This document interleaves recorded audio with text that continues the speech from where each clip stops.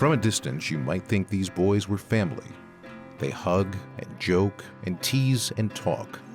They share their highs and lows and support each other through them all. A year ago, these boys were strangers. If not for a twist of fate, they would never have met. So from far away, you would think they're family, because now they are. Marcus Josey was born an athlete. He had the leadership and the ability.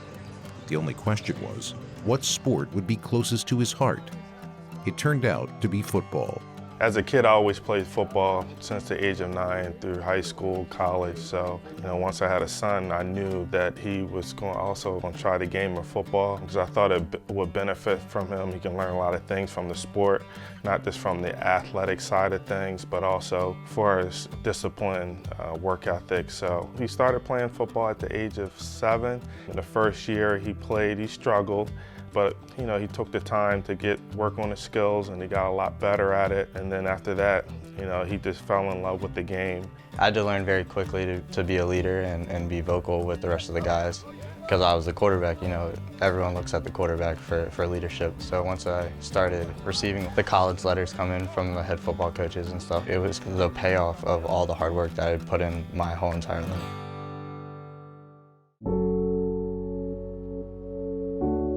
As Marcus focused on where he would spend his college football and academic life, he began experiencing symptoms that were originally diagnosed as simple back pain. On April 10th, 2015, Marcus, he started his morning out by going to the guidance counselor.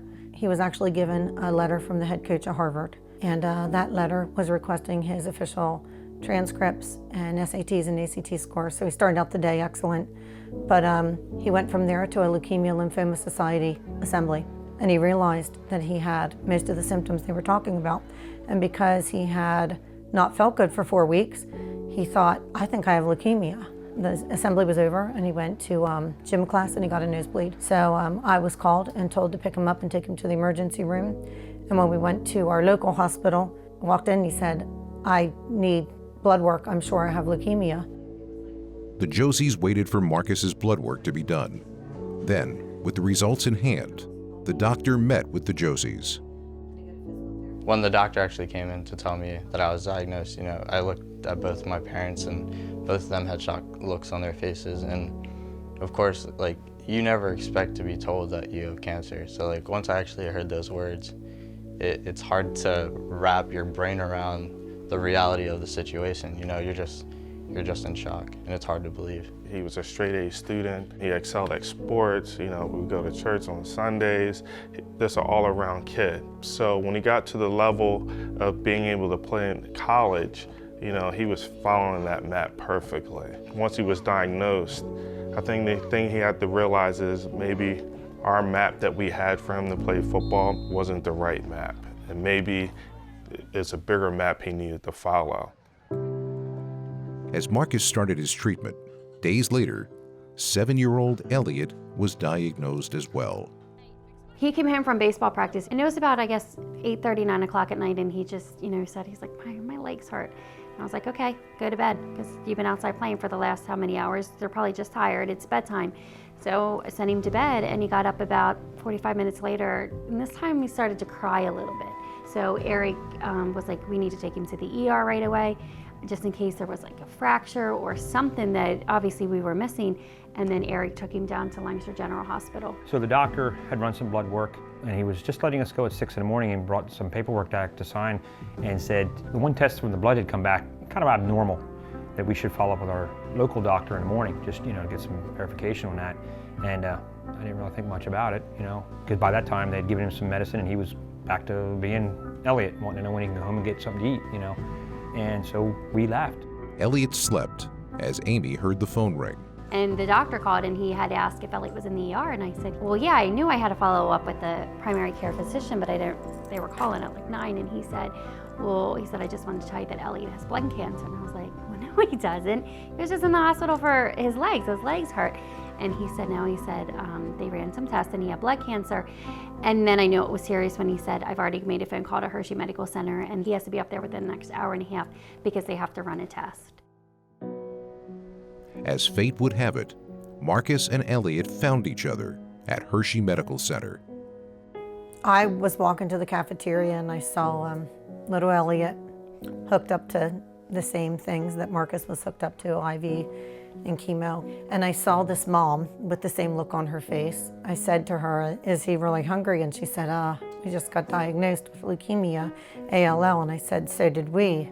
The more we talked, the more I realized that we had to become involved with this family and get through this together. We had so much in common with our children, with adoption, with just our faith. It was instantaneously. We actually stood off the elevator, I think, and talked for like an hour or two that day. And I went back to Marcus's room and I said, "I just met this family, this little boy. I want you to mentor him." Got out of bed and I went over to meet Elliot. And as soon as I walked in the room, he had a smile on his face, just to see that he had someone visiting him who was going through the same thing that he was. So as the visit went on, we found out that we had a lot of things in common. And ever since that day, we've had a bond like no other. Days turned to weeks, then months. The process was slow and monotonous.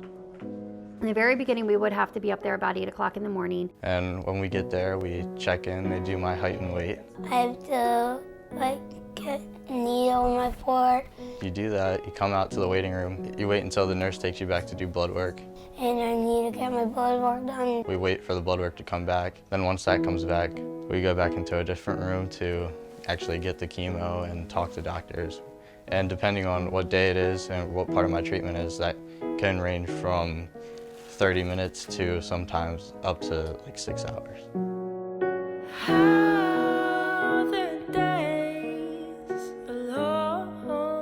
To have somebody else know exactly what you're going through up there, that you can cry on their shoulder and talk about it and just be angry at the fact that you're watching medicine go in my son, knowing that what they were putting inside of him was killing him. But I had to do it because the things that were inside of him, his leukemia, was also going to kill him.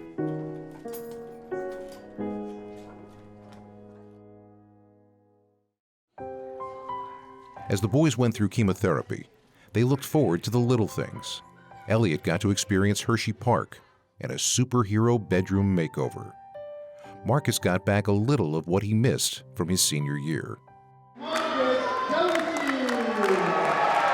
Cancer isn't just a physical disease. As a teenager, at least, it affects your mental health, your emotional health, and your social life. Because once you get diagnosed, you can't go to school right away.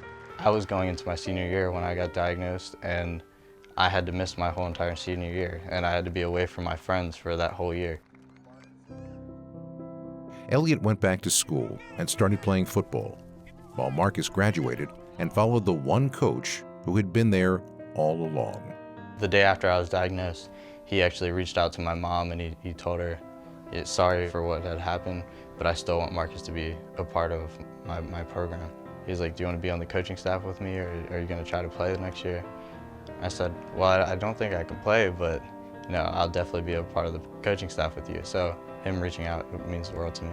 We recruited him because initially he's a great athlete and a great kid, and that's really important to me and to us in our program. And then when I heard about the leukemia, I just felt, why would I leave him when he needed you most,